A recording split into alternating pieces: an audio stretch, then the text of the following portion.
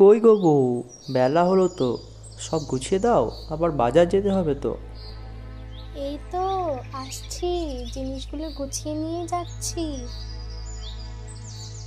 এখন যা দিনকাল পড়েছে, সবজি বেচে যে কিভাবে টাকা উপার্জন করব। রোজ যেই দামে বেচো সেই দামেই বেচবে। এখনকার দিনে মানুষ একটু বেশি টাকা দিয়ে ভালো জিনিস কেনে না, কম দামে খারাপ জিনিস নিতেই তারা প্রস্তুত। একদিন না একদিন মানুষ ঠিক বুঝবে, দেখবে সেদিন এসে ভালো জিনিসটাই নেবে। ওই পাশের পাড়ার নগেন রোজ হাটে এসে খারাপ আলু কম দামে বিক্রি করে, তাও কত লোক ওর কাছেই আলু নেয়। আমি ভালো আলু একটু বেশি দামে বেচি বলে খুব কম মানুষই আমার দোকানে আসে। কদিন বাজার একদমই ভালো যায়নি, দেখি আজ কি হয়। ঈশ্বরের ওপর তুমি ভরসা রাখো, আজ বাজার ভালোই যাবে।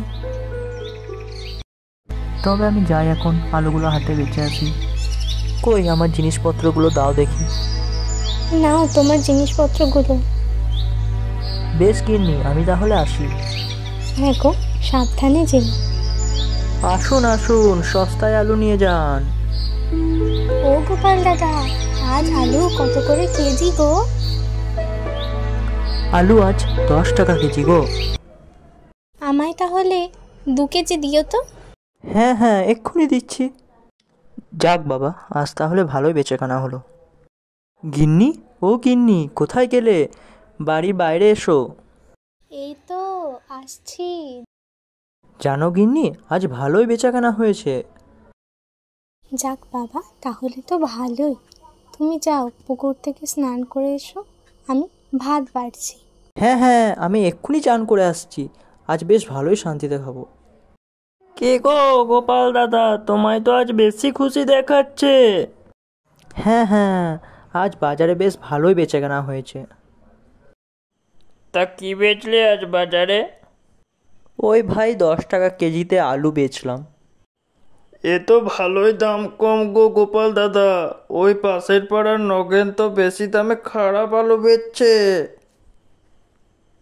না ভাই, আমার ক্ষেতের আলু কিন্তু খুবই ভালো। আচ্ছা গোপাল দাদা, এবার থেকে তাহলে তোমার কাছেই আলু নিতে যাব। হ্যাঁ ভাই, নিশ্চয়ই আসবে। না, আজ চলি ভাই, অনেক বেলা হলো। কই গিন্নি, কিছু খেতে দাও, বড্ড খিদে পেয়েছে যে।